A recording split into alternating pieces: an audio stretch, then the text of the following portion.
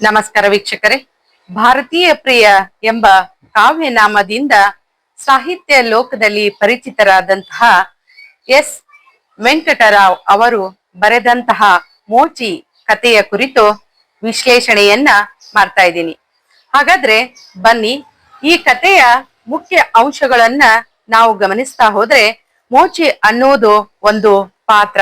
ಮೋಚಿ ಅಂದರೆ ಚಪ್ಪಲಿಯನ್ನು ಹೊಲೆಯುವವನು ಅಂತ ಅರ್ಥ.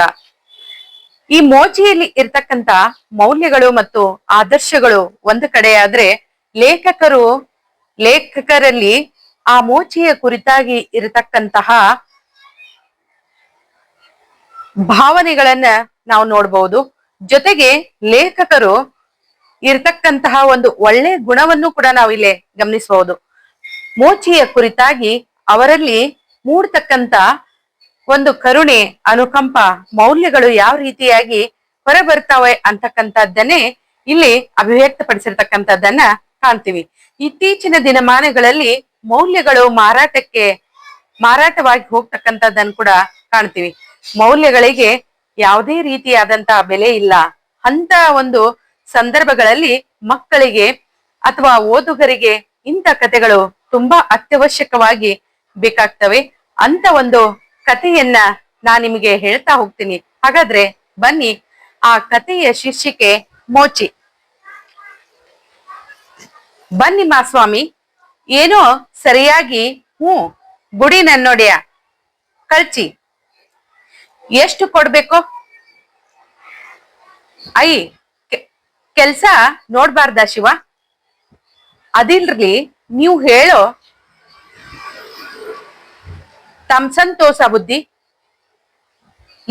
ಲೇ ಆ ಕೊನೆ ಸ್ವಲ್ಪ ಚೆನ್ನಾಗಿ ಒಸಿ ಸುಮ್ಕಿರಿದೇವ್ರೆ. ಅಲ್ಲಿ ಅದ್ ನೋಡು ಎಡಗಡೆ. ಓ ಸರಿಯಾಯ್ತು ನನ್ನೊಡೆಯ. ಎಷ್ಟು ಕೊಡ್ಲೋ? ನಾ ಯೋಳಿಲ್ವಾ ಬುದ್ಧಿ? ಏನೋ ತಮ್ ಖುಷಿ ಅಂತ. ತಗೋ. ಸರಿ ಶಿವ, ನಾ ಕೇಳ್ಪಕ್ಕ ಇದಕ್ಕ. ನಿನ್ ಹೆಸರೇನೋ? ಯಾಕ್ ಬುದ್ಧಿ? ಅಲ್ಲ, ಕೇಳ್ದೆ ಸುಮ್ನೆ. ರಾಚ ಬುದ್ಧಿ, ರಾಚ ಅಂತ. ಇದ್ದಕ್ಕಿದ್ದ ಹಾಗೆ ಎಚ್ಚರವಾಯ್ತು. ಗಾಬರಿಯಾಗಿ ಕಣ್ಣು ಬಿಟ್ಟು ನೋಡಿದೆ. ಪಕ್ಕದಲ್ಲಿ ಕಮಲು ಮುಸಿ ಮುಸಿ ನಗುತ್ತಾ. ಅದೇನು ಅಂದ್ರೆ ಏನೇ? ಅಲ್ಲ, ನೀವಂತ ಇದ್ದದ್ದು ಏನೇ ಹಾಗಂದ್ರೆ? ಅಲ್ಲ, ಅದೇನೋ ರಾಜ ದೊರೆ ಅಂತ. ನಿಂಗೆ ಬುದ್ಧಿ ಇಲ್ಲ ಅಂತ ಮಲ್ಕೋ ಸುಮ್ನೆ. ಇಲ್ಲಾಂದ್ರೆ ನಿಜವಾಗ್ಲೂ ನೋಡಿದೀಯಾ ಅವಳನ್ನ? ಸರಿ, ಕನವರಿಸಿಕೊಳ್ಳುತ್ತಾ ಇದ್ದೀರಿ ಅಂದ್ರೆ ಹೋಗೆ ಹುಚ್ಚುಚ್ಚಾಗಿ ಮಾತಾಡ್ಬೇಡ. ಬಹಳ ಸುಂದರವಾದಂತ ಒಂದು ಸಂಭಾಷಣೆಗಳನ್ನ ನಾವಿಲ್ಲಿ ಕಾಣ್ತಾ ಹೋಗ್ತೀವಿ. ಇಲ್ಲಿ ಬಳಸ್ತಕ್ಕಂತ ಭಾಷೆನೂ ಕೂಡ ತುಂಬಾ ಸುಂದರವಾಗಿ ಮೂಡಿ ಬಂದಿರತಕ್ಕಂಥದ್ದನ್ನ ಕಾಣ್ತೀವಿ. ಮೈಸೂರು ಕಡೆ ಭಾಷೆ ಅಂತ ನಾವು ಗುರುತಿಸ್ಬೋದು. ಇಲ್ಲೇ ಮಹಾಸ್ವಾಮಿ ಅಂತಕ್ಕಂಥದ್ದು. ರಾಚ ಚಪ್ಪಲಿ ಹೊಲೆಯವನಿರ್ತಾನೆ. ಆತನು ಚಪ್ಪಲಿ ಹೊಲಿಯೋದಕ್ಕೆ ಕೂತಿರ್ತಾನೆ. ಆಗ ಲೇಖಕರು ಹೋಗ್ತಕ್ಕಂಥದ್ದು, ಈ ಮೊದಲಿನ ಹಂತದಲ್ಲಿ ಅವರು ಒಂದು ಕನಸು ಕಂಡಿರ್ತಾರೆ. ಆ ಕನಸಿನಲ್ಲಿ ಮಲ್ಕೊಂಡಿದ್ದಾಗ ರಾಚನ ಜೊತೆ ಸಂಭಾಷಣೆ ನಡೀತಾ ಇರ್ತಕ್ಕಂತ ಸಂದರ್ಭದಲ್ಲಿ ಅವ್ರ ಹೆಂಡತಿ ಅಂತಾಳೆ, ಏನಾದ್ರೂ ಕನಸು ಬಿದ್ದಿದೆಯಾ ಅಂದಾಗ, ಇಲ್ಲ ಸುಮ್ನೆ ಮಲ್ಕೊಳ್ಳೋ ಅಂತ ಹೇಳ್ತಾರೆ. ಆದ್ರ ನಡೆದಿರ್ತಕ್ಕಂತ ವಿಚಾರ ಹೀಗಿದೆ. ಅವ್ರ ಕನಸಿನಲ್ಲಿ ಬನ್ನಿ ಮಾಸ್ವಾಮಿ ಅಂತಕ್ಕಂತ ರಾಚ ಕರೆದಿದ್ದು, ಚಪ್ಪಲಿಯನ್ನು ಹೊಲಿಸ್ಕೊಳ್ತಕ್ಕಂತ ಸಂದರ್ಭದಲ್ಲಿ ಅವರ ರಾಚನ ಹತ್ರ ಹೋದಾಗ ರಾಚ ಸಂಬೋಧನೆ ಮಾಡ್ತಾನೆ ಮಹಾಸ್ವಾಮಿ ಅಂತೇಳಿ. ಏನೋ ಸರಿಯಾಗಿ ಅಂದಾಗ, ಗುಡಿ ನನ್ನೊಡೆಯ ಕಳ್ಚಿ ಅಂದ್ರೆ ಚಪ್ಲಿಯನ್ನ ಕಳ್ಚಿ ಅಂತ ಹೇಳ್ತಕ್ಕಂಥದ್ದು. ಕೆಲ್ಸ ನೋಡ್ಬಾರ್ದ ಶಿವ? ಎಷ್ಟ್ ಕೊಡ್ಬೇಕು ನಿನ್ ಚಪ್ಲಿ ಹೊಳಿಯೋದಕ್ಕೆ ಅಂತ ಕೇಳ್ತಕ್ಕಂಥದ್ದು. ಕೆಲ್ಸ ನೋಡಿ ದುಡ್ಡು ಕೊಡಿ ಅಂತಕ್ಕಂಥದ್ದು. ಅಂದಾಗ ತಮ್ಮ ಸಂತೋಷ ಎಷ್ಟೈತಿ ಅಷ್ಟ್ ಕೊಟ್ಬಿಡಿ ಅಂತ ಹೇಳ್ತಕ್ಕಂಥದ್ದನ್ನ ಕಂಡಾಗ, ಆ ಕೊನೆಯಲ್ಲಿ ಚೆನ್ನಾಗಿ ಹೊಲಿ ಇನ್ನೊಂದ್ ಸ್ವಲ್ಪ ಅಂತ ಹೇಳಿದಾಗ ಎಡಕ್ಕೆ, ಆಯ್ತು ಮಾಸ್ವಾಮಿ ಸುಮ್ನೆ ಇರಿ, ನಾನೆಲ್ಲ ನಿಮ್ಗೆ ಮಾಡ್ಕೊಡ್ತೀನಿ ಅಂತಕ್ಕಂಥದ್ದು. ಸರಿಯಾಗಿ ಚಪ್ಲಿಯನ್ನು ಹೊಲಿದು ಕೊಡ್ತೀನಿ ಅಂತಕ್ಕಂಥದ್ದು. ನಾ ಹೇಳಿಲ್ವಾ ನಿಮಗೆ ಎಷ್ಟ್ ಕೊಡ್ತಿರೋ ಕೊಡಿ, ಮತ್ತೊಮ್ಮೆ ಕೇಳ್ತಾರೆ ಎಷ್ಟ್ ನಿಂಗ್ ಕೊಡ್ಬೇಕು ಅಂತ ಹೇಳಿದಾಗ ನೀವು ಎಷ್ಟ್ ಕೊಡ್ತಿರೋ ಕೊಡಿ ಪರವಾಗಿಲ್ಲ ಅಂತ ಹೇಳ್ತಕ್ಕಂಥದ್ದು. ಹೀಗೆ ತಮ್ ಖುಷಿ ಅಂತ ತಗೊಳ್ಳಿ ಅಂತಕ್ಕಂಥದ್ದು ಕೊಡ್ತಕ್ಕಂಥದ್ದನ್ನ ಕೂಡ ನಾವಿಲ್ಲಿ ಕಾಣ್ತೀವಿ. ಹೀಗೆ ಕನಸಿನಲ್ಲಿ ಕನವರ್ಸ್ತಕ್ಕಂಥದ್ದನ್ನ ಕಂಡಾಗ ಅವ್ರ ಹೆಂಡತಿ ಕೂಡ ಈ ರೀತಿಯಾಗಿ ಹೇಳ್ತಕ್ಕಂಥದ್ದು. ಕಮಲು ಸುಮ್ಮನೆ ಮಲಗಿಕೊಳ್ತಾಳ. ನನಗೆ ಪುನಃ ನಿದ್ದೆ ಹತ್ಲಿಲ್ಲ. ಹಾಗೆ ಕಣ್ಣು ಮುಚ್ಚಿಕೊಂಡು ಹಿಂದಿನ ಸಂಜೆ ನಾನು ಜೋಡು ಹೊಲಿಸುವುದಕ್ಕೆ ಹೋದದ್ದು ತಟ್ಟನೆ ಜ್ಞಾಪಕಕ್ಕೆ ಬಂದಿತು. ಹಿಂದಿನ ಒಂದು ಸಮಯದಲ್ಲಿ ಅವರು ಚಪ್ಲಿಯನ್ನು ಹೊಲಿಸ್ಲಿಕ್ಕೆ ಹೋಗಿರ್ತಾರ. ಆ ಸಂದರ್ಭದಲ್ಲಿ ದಾರಿಯಲ್ಲಿ ಮೋಚಿ ಕೆಲಸವಿಲ್ಲದೆ ಕುಳಿತು ತನ್ನ ಸಣ್ಣ ಹಾರೆಗಳನ್ನ ಒಂದಕ್ಕೊಂದು ತಾಳದಂತೆ ಕಟ್ಟುತ್ತಾ ಕುರುಕಲು ಪದ ಹೇಳಿಕೊಳ್ಳುತ್ತಾ ನನ್ನನ್ನು ಕಂಡು ನಗುತ್ತಾ ಹಾರೆಗಳನ್ನ ಕೆಳಗಿಟ್ಟು ಬನ್ನಿ ಮಾಸ್ವಾಮಿ ಎಂದಿದ್ದ. ಕಡೆಗೆ ನಾನು ಕೊಟ್ಟ ಅರ್ಧಣೆಯಲ್ಲೇ ತೃಪ್ತನಾಗಿದ್ದು ಎಲ್ಲಾ ಜ್ಞಾಪಕಕ್ಕೆ ಬಂದಿತು. ಒಂದು ಸಲ ಪಕ್ಕಕ್ಕೆ ಹೊರಳಿ ನೋಡಿದೆ. ನನ್ನವಳು ಗಾಢ ನಿದ್ರೆಯಲ್ಲಿದ್ದಂತೆ ತೋರಿದಳು. ಅದೆಂತ ಚೆಲುವು. ತಲೆ ಎತ್ತಿ ಅವಳ ಮುಖವನ್ನೇ ದಿಟ್ಟಿಸಿ ನೋಡಿದೆ. ನನ್ನನ್ನು ಮಾತನಾಡಿಸಿದಾಗ ಅವಳಲ್ಲಿದ್ದ ಮುಗುಳು ನಗೆ ಇನ್ನೂ ಅವಳ ತುಟಿಯ ಮೇಲೆ ಹಾಗೆ ಇದ್ದಿತು. ತಿರುಗಿ ಕಣ್ಣು ಮುಚ್ಚಿಕೊಂಡೆ. ಅದೇ ಚಿತ್ರ. ತಾಳ ಕುಟ್ಟುತ್ತಿದ್ದ ಕೆದರಿದ ತಲೆ, ಬಿಸಿಲಿನಿಂದ ಬೆಂದ ದೇಹ, ಹೀಗೆ ಮುಖದ ರಾಚ, ಅವನದೇ ಮೊಗ ಪುನಃ ಅವರಲ್ಲಿ ಹಾಡ್ತಾನೆ ಇತ್ತು ಅಂತಕ್ಕಂಥದ್ದನ್ನ ಲೇಖಕರು ಹೇಳ್ತಾರೆ. ಹೀಗೆ ರಾಜ ತನ್ನ ಮನೆಯಲ್ಲಿ ಮುರುಕು ಗುಡಿಸಿನಲ್ಲಿ ಮಲಗಿರಬಹುದೇನೋ, ಅಥವಾ ಅವನು ಅವನ ಹೆಂಡತಿ ಮಕ್ಕಳ ಜೊತೆ ನನ್ನ ಹಾಗೇನೆ ಛೇ ಅಂತ ಯೋಚನೆ ಮಾಡ್ತಕ್ಕಂಥದ್ದು. ಮಲಗಿದ್ದಾಗ್ಲೂ ಕೂಡ ರಾಜನ ಕುರಿತಾಗಿನ ಯೋಚನೆಯನ್ನ ಮಾಡ್ತಕ್ಕಂತ ಸಂದರ್ಭವನ್ನ ಕಾಣ್ತೀವಿ. ರಾಜ ಮಲಗಿದಾನ ಅಥವಾ ಆತನ ಹೆಂಡತಿ ಮಕ್ಕಳ ಜೊತೆಗೆ ಇರ್ಬೋದನ, ನಾನು ಯಾಕೆ ಆತನ ಬಗ್ಗೆ ಚಿಂತೆ ಮಾಡ್ತಾ ಇದ್ದೀನಿ, ನನಗೇನು ಸಂಬಂಧ ಅವನು, ಜೊತೆಗೆ ನನ್ನ ಒಂದು ಸ್ಟೇಟಸ್ ಏನು, ಆತನ ಒಂದು ಸ್ಟೇಟಸ್ ಏನು, ಅವನ ಬಗ್ಗೆ ನಾನು ಯಾಕೆ ಯೋಚನೆ ಮಾಡ್ತಾ ಇದ್ದೀನಿ ಅಂತಕ್ಕಂಥದ್ದು ಒಬ್ಬ ಮನುಷ್ಯನಿಗೆ ಹಲವಾರು ಪ್ರಶ್ನೆಗಳು ಕಾಡುವ ಹಾಗೆ ಲೇಖಕರಲ್ಲಿಯೂ ಕೂಡ ಕಾಣ್ತಾ ಹೋಗ್ತಕ್ಕಂಥದ್ದು. ಅದೆಂತ ಕರ್ಮ, ನನ್ನಷ್ಟಕ್ಕೆ ನಾನು ಹಾಯಾಗಿದ್ದೀನಿ, ಇನ್ನೊಬ್ಬರ ಬಗ್ಗೆ ಯಾಕೆ ನಾ ಚಿಂತೆ ಮಾಡ್ತಾ ಇದ್ದೀನಿ ಅಂತ ಅವ್ರಿಗೆ ಅನಿಸುತ್ತೆ. ಅನಿಸಿದ್ರು ಕೂಡ ರಾಜನ ಕುರಿತಾಗಿ ಅವರ ಮನಸ್ಸಿನಲ್ಲಿ ಗೊತ್ತಿದ್ದೋ ಗೊತ್ತಿರದೇನೋ ಆತನ ವಿಷಯ, ಆತನ ಜೊತೆಗೆ ಮಾತನಾಡಿದಂತ ಕ್ಷಣಗಳನ್ನ ಮನಸ್ಸು ಮೆಲುಕು ಹಾಕ್ತಾನೆ ಇರ್ತಕ್ಕಂಥದ್ದನ್ನ ಕಾಣ್ತೀವಿ. ಅವನಿಗೆ ಬಡತನ ಇದೆ, ಅವನು ಬಡತನ ಅವನು ಕೇಳ್ಕೊಂಡು ಬಂದಿರ್ತಕ್ಕಂಥದ್ದು, ನಾನು ಸುಪ್ಪತ್ತಿಗೆಯಲ್ಲಿದ್ದೀನಿ, ಆತನ ಬಗ್ಗೆ ನಾನು ಯಾಕೆ ಯೋಚನೆ ಮಾಡ್ಬೇಕು ಅಂತಕ್ಕಂತ ವಿಚಾರನೂ ಕೂಡ ಲೇಖಕರಿಗೆ ಬಂದು ಹೋಗ್ಬಿಡುತ್ತೆ ಅಂತಕ್ಕಂಥದ್ದನ್ನ ಕಾಣ್ತೀವಿ. ಹೀಗೆ ಬೆಳಗ್ಗೆ ಆಯ್ತು. ಬೆಳಗ್ಗಾಗಿ ಹೊತ್ತಾಗಿ ಎದ್ರು. ಅವತ್ತೆಲ್ಲ ಅದೇಕೋ ಮನಸ್ಸು ಸಮಾಧಾನ ಪಡಿಸ್ಲಿಲ್ಲ. ರಾಜನ ಕುರಿತಾಗಿನ ಯೋಚನೆಗಳು ಅವರಿಗೆ ಬರ್ತಾ ಇದ್ವು. ಆವಾಗ ಅವರು ಕೊನೆಗೆ ರಾಜನನ್ನ ಭೇಟಿ ಆಗ್ಬೇಕು ಅಂತ ಮತ್ತೆ ಆತನ ಹತ್ತಿರ ಹೋದಾಗ ಅಲ್ಲೇ ಸುಮ್ನೆ ಹೋದ್ರೆ ಉಪಯೋಗ ಇಲ್ಲ, ರಾಜ ಬಹಳ ನಿಯತ್ತಿನ ಒಬ್ಬ ಮನುಷ್ಯ ಆಗಿರ್ತಾನೆ, ಆತ ಯಾಕ ಏನು ಎತ್ತೋ ಎಂತೋ ಅಂತ ಪ್ರಶ್ನೆಗಳನ್ನ ಕೇಳಬಹುದು ಅನ್ನೋ ಸಲುವಾಗಿ ಇವರು ರಾಜನ ಹತ್ರ ಹೋಗ್ತಕ್ಕಂಥದ್ದು. ಆದ್ರ ಆ ಚಪ್ಪಲಿಯನ್ನ ಹರಿದುಕೊಂಡು ಹೋಗ್ತಕ್ಕಂಥದ್ದನ್ನ ಕೂಡ ಕಾಣ್ತೀವಿ. ರಾಜ ಎಂದೆ, ಏನ್ ಮಾಸ್ವಾಮಿ ಕಿತ್ ಹೋಯ್ತು, ಇದ್ಯಾನ್ ಬುದ್ಧಿ, ನೆನ್ನೆ ಹೊಲ್ದಿದ್ವಲ್ವಾ, ಹೌದು ಇವತ್ತು ಹೊಲಿ ಅಂದ್ರು. ಅಂದ್ರ ರಾಜನ ನಿಯತ್ತಿನಾಗಿದ್ದ, ನಾನು ಹೊಲ್ದಿದ್ದ ಚಪ್ಪಲಿಯನ್ನು ಹೊಲ್ದು ಕೊಟ್ಬಿಟ್ಟಿದ್ದೆ, ಮತ್ತೆ ಇವತ್ ಹರಿತು ಅಂತಕ್ಕಂಥದನ್ನ ಕೇಳ್ತಾನ. ರಾಜನನ್ನ ಭೇಟಿ ಆಗ್ಬೇಕಾತಂದ್ರ ಅವರಿಗೆ ಒಂದು ಮಾರ್ಗ ಚಪ್ಪಲಿಯನ್ನ ಹೊಲಿಸ್ಕೊಂಡು ಬರ್ತಕ್ಕಂಥದ್ದು. ಅದಕ್ಕಾಗಿ ಏನ್ ಮಾಡಿದ್ರು ಅಂದ್ರೆ ಚಪ್ಪಲಿಯನ್ನ ಹರ್ಕೊಂಡು ಹೋದ್ರು. ಅವರು ಮತ್ತೆ ಹೊಳ್ಳಿ ರಾಜನ ಹತ್ರ ಕೊಟ್ಟಾಗ ಅದೇ ಮಾತನ್ನ ಹೇಳ್ತಕ್ಕಂಥದ್ದು. ರಾಜ ಹೊಲ್ದು ಕೊಟ್ಟಿದ್ನೆಲ್ಲ ಅಂದ, ಮತ್ ಹರಿತು ಮತ್ತ ಹೊಲಿ ಅಂತಕ್ಕಂಥ ಮಾತನ್ನ ಅಂದ್ರೆ ಎಲ್ಲೋ ಆತನಿಗೆ ಇವ್ರು ಕೊಡ್ತಕ್ಕಂತ ದುಡ್ಡು ಸಹಾಯ ಆಗ್ಬಹುದಾಗಿತ್ತೇನೋ. ಆತನ ಬಡತನಕ್ಕೆ ಮರಗಿದ್ರು, ಆತನ ನಿಯತ್ತಿಗೆ ಮರಗಿದ್ರು ಅಂತಕ್ಕಂಥದ್ದು. ಆತನ ನಿಯತ್ತಿಗೆ ಮರುಕಪಟ್ಟು ಆತನಿಗೆ ಒಳ್ಳೇದಾಗ್ಲಿ, ತಮ್ಮಿಂದ ಏನಾದ್ರೂ ಸಹಾಯ ಆಗ್ಬಹುದೇನೋ ಅಂತ ಯೋಚನೆ ಮಾಡಿ ಆತನ ಹಿಂದೆ ಲೇಖಕರು ಹೋಗ್ತಾ ಇದ್ರು. ಅವಾಗ ರಾಜ ನನ್ನ ಮುಖವನ್ನು ಕ್ಷಣಕಾಲ ದಿಟ್ಟಿಸಿ ನೋಡಿದ. ಕೈಯಲ್ಲಿದ್ದ ಹಾರೆಗಳನ್ನು ಮೆಲ್ಲನೆ ಕೆಳಗಿಟ್ಟು ನಾನು ಅವನ ಮುಂದೆ ಬಿಟ್ಟಿದ್ದ ಜೋಡನ್ನು ತೆಗೆದುಕೊಂಡು ಹಿಂದೆ ಮುಂದೆ ತಿರುಗಿಸಿ ನೋಡಿ ನೀರಿನಲ್ಲಿ ಅದ್ದಿ ತಲೆ ಬಗ್ಗಿಸಿಕೊಂಡು ಮತ್ತೆ ಆ ಚಪ್ಪಲಿಯನ್ನ ಹೊಲಿತಕ್ಕಂಥದ್ದನ್ನ ಕಾಣ್ ಕಾಣ್ತಾರ. ಅವಾಗ ಅವ್ರಂತಾರ ಏನ್ ಕೊಡ್ಬೇಕು ಎಂದೆ.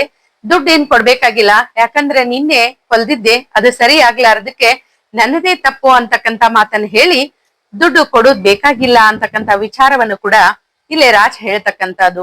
ನೋಡ್ರಿ, ಇಲ್ಲೇ ನಾವು ಒಂದು ಪ್ರಾಮಾಣಿಕತೆ ರಾಜ್ನಲ್ಲಿ ಎಷ್ಟಿದೆ ಅಂತಕ್ಕಂಥದ್ದನ್ನು ಕೂಡ ನಾವಿಲ್ಲಿ ಗುರುತಿಸಬಹುದು.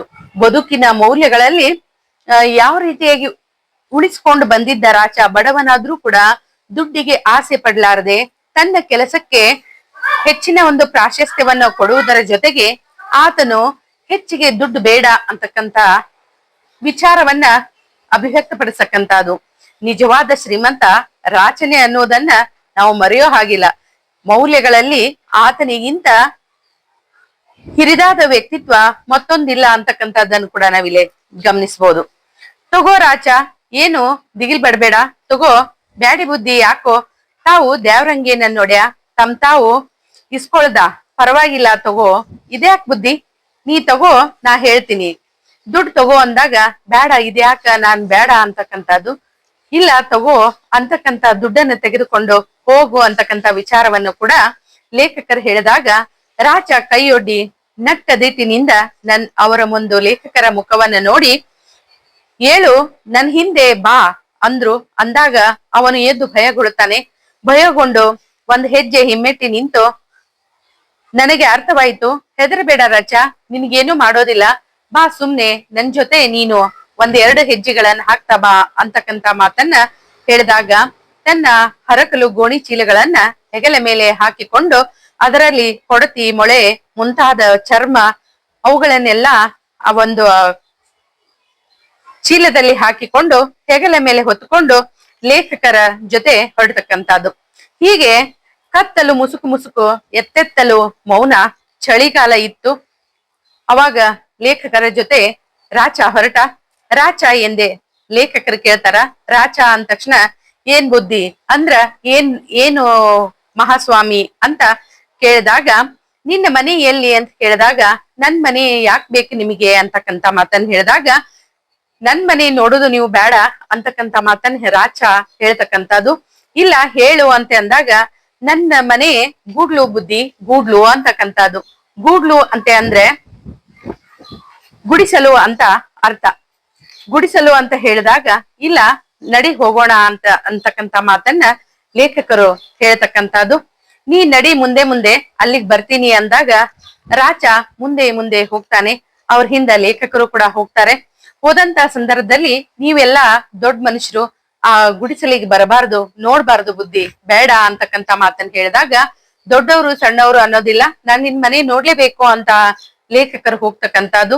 ನಿನಗೆಷ್ಟು ಮಕ್ಳು ಇದಾವೆ ಅಂತಕ್ಕಂಥದ್ದು, ಅವೇ ಬುದ್ಧಿ 4 ಇದಾವೆ ಅಂತ ಹೇಳ್ತಕ್ಕಂಥದ್ದು. ನಿನ್ನ ಹೆಂಡತಿ ಅಂದಾಗ ಅಲ್ಲೇ ರಾಜ ಹೇಳ್ತಾನ, ತುಂಬಾ ಶೋಚನೀಯ ವಿಚಾರವನ್ನ ಅಭಿವ್ಯಕ್ತ ಪಡಿಸ್ತಕ್ಕಂಥದ್ದನ್ನ ಕಾಣ್ತೀವಿ. ಇಲ್ಲ ದೇವ್ರೆ ಓದ್ಲು, ಎಲ್ ಹೋದ್ಲು ಅಂತ ಹೇಳಿದಾಗ ಇಲ್ಲ ಆಕೆ ನಮ್ಮನ್ನೆಲ್ಲ ಆಗಲಿ ಸತ್ ಹೋಗಿದ್ದಾಳೆ ಅಂತಕ್ಕಂತ ಮಾತನ್ನ ಹೇಳ್ತಕ್ಕಂಥದ್ದು. ಆವಾಗ ಲೇಖಕರಿಗೆ ತುಂಬಾ ದುಃಖ ಅಂತ ಅನಿಸ್ತಕ್ಕಂಥದ್ದು. ಹೀಗೆ ಮಕ್ಕಳು ನೋಡ್ಕೊಳ್ಳು ಚಿಕ್ಕು ಅಂತಕ್ಕಂತ ಮಾತನ್ನ ಕೂಡ ಹೇಳ್ತಕ್ಕಂಥದ್ದು. ಪಿಳ್ಳೆಗಳು ಅಂತಕ್ಕಂಥದ್ದು ಅಂದ್ರೆ ಇನ್ನು ಚಿಕ್ಕ ಚಿಕ್ಕ ಮಕ್ಕಳಿದಾವೆ ಅಂತಕ್ಕಂತ ಮಾತನ್ನ ಹೇಳಿದಾಗ ಹಾಗೆ ಮಾತಾಡ್ತಾ ಮಾತಾಡ್ತಾ ಸಣ್ಣ ಒಂದು ಮುರುಕು ಗುಡಿಸಲಿನ ಹತ್ರ ರಾಚ ಬೇಗ ಬೇಗ ಬರ್ತಾನೆ. ಬಂದಾಗ ಹತ್ತು ಮಾರು ಮುಂದೆ ಹೋದವನು ನಿಂತು ತಿರುಗಿ ಅದೇ ಬುದ್ಧಿ ನನ್ ಮನೆ ಅಂತ ಹೇಳ್ತಕ್ಕಂಥದ್ದನ್ನ ಕಾಣ್ತೀವಿ. ಅದೇ ಅಂತೆ ಅಂದಾಗ ಅಲ್ಲೇ ರಾಚ ನಿಂತಕ್ಕಂಥದ್ದನ್ನು ಕೂಡ ಕಂಡಾಗ ಲೇಖಕರು ಒಳಗ್ ಹೋಗ್ಬೇಕು ಅಂತ ಅಂದ ಹತ್ರಕ್ ಹೋದಾಗ ಬರಬೇಡಿ, ಇಲ್ಲಿ ಎದಕ್ ಬರ್ತೀರಿ ಅಂತಕ್ಕಂಥ ಮಾತುಗಳನ್ನು ಕೂಡ ಹೇಳ್ತಕ್ಕಂಥದ್ದು. ಕತ್ತಲಲ್ಲಿ ಗುಡಿಸಲು ನೋಡಿದಾಗ ಬಹಳ ಹಳೆಯದಾಗಿತ್ತು. ಮುಂಭಾಗದಲ್ಲಿ ಕುಸಿದು ಬೀಳುವ ಹಾಗಾಗಿತ್ತು. ಇದ್ದಿದ್ರೊಳಗನ ಮನೆಯನ್ನ ಆ ಒಂದು ಗುಡಿಸಲಿನಲ್ಲಿ ಜೀವನವನ್ನ ಸಾಗಿಸ್ತಾ ಇದ್ದ. ಒಳಗಿನಿಂದ ಹರಕಲು ಬಟ್ಟೆ, ಬಡತನದ ನಿರಾಶೆಗಳ ಮೂರ್ತಿ ವ್ಯಕ್ತಂತಿದ್ದ ಮಕ್ಕಳೆರಡು ಹೊರಗೆ ಬಂದು ರಾಚ ಮಕ್ಕಳ ಕಡೆಗೆ ತಿರುಗದೆ ನನ್ನನ್ನು ನೋಡಿ, ತಾವು ತಾವು ಬರಬಾರದು ಬುದ್ಧಿ, ಅಲ್ಲೇ ನಿಲ್ಲಿ ಅಂತಕ್ಕಂತ ಮಾತವನ್ನು ಕೂಡ ಈತ ಹೇಳ್ತಕ್ಕಂಥದ್ದು. ನಾನು ಮೋಚಿ ಬುದ್ಧಿ ಎಡಕೈನವ, ಅಂದ್ರೆ ನಾನು ನಿಮ್ಗಿಂತ ಕೆಳಗಿನವನು, ಯಾವ್ದಕ್ಕೂ ಕೂಡ ಸಮ ಇಲ್ಲ ನಿಮಗೆ, ನೀವು ನನ್ನ ಹತ್ರ ಯಾಕೆ ಬರ್ತೀರಿ ಅಂತಕ್ಕಂತ ಪ್ರಶ್ನೆಗಳನ್ನ ಇಲ್ಲೇ ಮೋಚಿ ಕೇಳ್ತಕ್ಕಂಥದ್ದನ್ನ ಕಾಣ್ತೀವಿ. ಅವಾಗ ಅದಕ್ಕ ಅವರು ಹೇಳ್ತಕ್ಕಂಥದ್ದು ಏನಿಲ್ಲ, ಏನ್ ಬುದ್ಧಿ ಅಂತ ಹೇಳಿದಾಗ ದುಡ್ಡನ್ನು ಕೊಡ್ತಾರೆ. ದುಡ್ಡು ಕೊಟ್ಟಾಗ ಇದೇ ಯಾಕೆ ಕೊಡ್ತೀರಿ ನೀವು ಅಂತ ಅಂದಾಗ, ನಿನ್ನ ಮಕ್ಕಳಿಗೆ ಬ್ಯಾಡಿ ನನ್ ನೋಡ್ಯ, ಇಲ್ಲ ನೀ ತಗೋ ಅಂತ ಅಂದ ದುಡ್ಡನ್ನು ಕೊಡೋದಕ್ ಹೋದಾಗ ಸ್ವಲ್ಪ ಹೊತ್ತು ನಿರವಾಗಿ ನಿಂತು, ನಾನ್ ಮಾಡಿದ ಕೆಲಸ ಎಷ್ಟದ ಅಷ್ಟು ದುಡ್ಡು ತಗೊಂಡಿನಿ, ನನಗ್ ಹೆಚ್ಚಿನ ದುಡ್ಡು ಬೇಡ ಅಂತಕ್ಕಂಥದ್ದನ್ನ ಲೇಖಕರಿಗೆ ರಾಚ ಹೇಳ್ತಕ್ಕಂಥದ್ದು. ಜೊತೆಗೆ ನಿಧಾನವಾಗಿ ಒಂದೆರಡು ಹೆಜ್ಜೆಗಳನ್ನ ಹಿಂದೆ ಇಡ್ತಾ ಹೋದ್ರು. ಕಾವಳ ಹೆಚ್ಚು ಬುದ್ಧಿ, ನಾನು ಒಂದಿಗೆ ಬತ್ತೀನಿ ಎಂದ. ಏನು ಬೇಡ ನೀನು ಯಾಕೆ ಎಂದೆ, ಆದ್ರೆ ಅವನು ಕೇಳಲಿಲ್ಲ. ಅಂದ್ರೆ ಕತ್ಲದ, ನಿಮ್ಗೆ ಕಳಿಸ್ಲಿಕ್ಕೆ ನಾನು ನಿಮ್ ಜೊತೆ ಬರ್ತೀನಿ, ಕಾವಳದ ಕತ್ಲದ ಅಂತಕ್ಕಂತ ಮಾತನ್ನಂದಾಗ, ನೀನ್ ಯಾಕೆ ಬರ್ತಿ ಬೇಡ ಅಂತಕ್ಕಂಥದನ್ನ ಹೇಳಿ ಹೋಗ್ತಾರ. ಮಾರನೇ ದಿನ ಸಂಜೆ ಕತ್ತಲೆ ಇರುತ್ತಿದ್ದಂತೆ ರಾಚನನ್ನ ಹುಡುಕೊಂಡು ಆ ದಿನನೂ ಕೂಡ ಲೇಖಕರು ಮರುದಿನ ಆತನ ಹತ್ತಿರ ಬರತಕ್ಕಂಥದ್ದು. ಹತ್ತಿರ ಬಂದಾಗ ರಾಚ ಇರೋದಿಲ್ಲ. ರಾಚ ಯಾಕೆ ಹೋದ, ಎಲ್ಲಿಗೆ ಹೋದ, ಅವನಿಗೆ ಏನಾಗಿದೆ, ಅಥವಾ ನಾನೇನಾದ್ರೂ ಆತನನ್ನ ಪದೇ ಪದೇ ಭೇಟಿಯಾಗುದ್ರಿಂದ ಆತನ ಮನಸ್ಸಿಗೆ ಏನಾದ್ರೂ ನೋವಾಗಿದೆಯಾ ಅಂತ ಹಲವಾರು ವಿಚಾರಗಳನ್ನ ಆತ ಮಾಡ್ತಕ್ಕಂಥದ್ದನ್ನ ಕಾಣ್ತೀವಿ.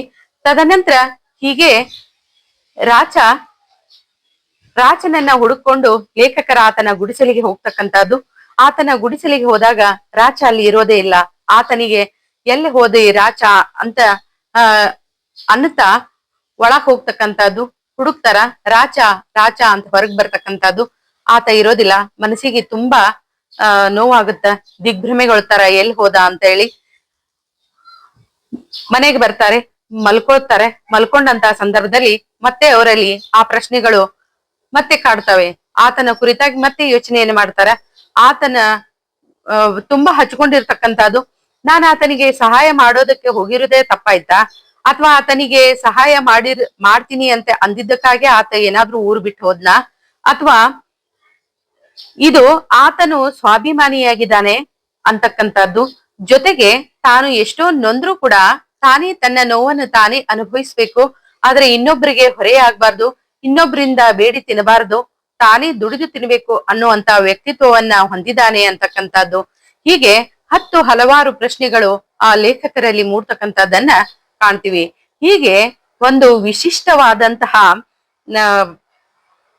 ವಿಶೇಷ ಮೌಲ್ಯಗಳನ್ನ ಲೇಖಕರು ಎತ್ತಿ ಹಿಡಿತಕ್ಕಂಥದ್ದನ್ನ ಕಾಣ್ತೀವಿ. ಹೀಗೆ ಮಲ್ಕೊಳ್ತಕ್ಕಂಥದ್ದು, ನಿದ್ದೆ ಬರೋದಿಲ್ಲ. ಅವರ ಹೆಂಡತಿ ಕಮಲು ಅವರು ಕೂತಿರ್ತಾರ. ಅವರನ್ನು ನೋಡಿ ನಾನು ಏನ್ ಮಾಡ್ತಾ ಇದ್ದೀನಿ ಅನ್ನುವಂತ ತಳಮಳ ಇರುತ್ತ. ಅವ್ರ ಕಡೆ ನೋಡಿ ನಗುವನ್ನು ಬೀರ್ತಾರ.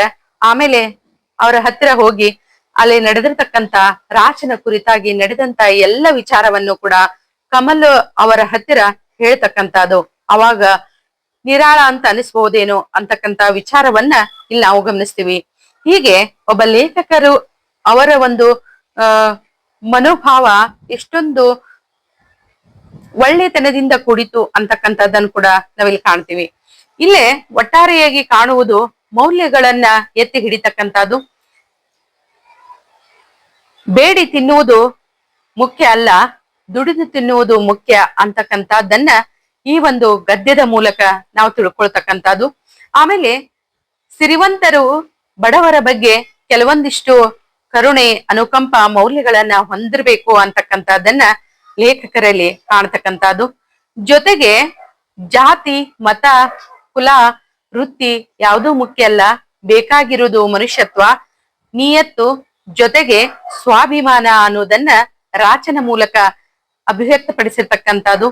ಆತನಲ್ಲಿ ಇರತಕ್ಕಂತ ಒಳ್ಳೆ ಗುಣಗಳು ಆತನನ್ನ ಈ ಒಂದು ಗದ್ಯದಲ್ಲಿ ದೊಡ್ಡ ಸ್ಥಾನಕ್ಕೆ ಬಿಂಬಿಸ್ತಕ್ಕಂಥದ್ದನ್ನ ಕಾಣ್ತೀವಿ.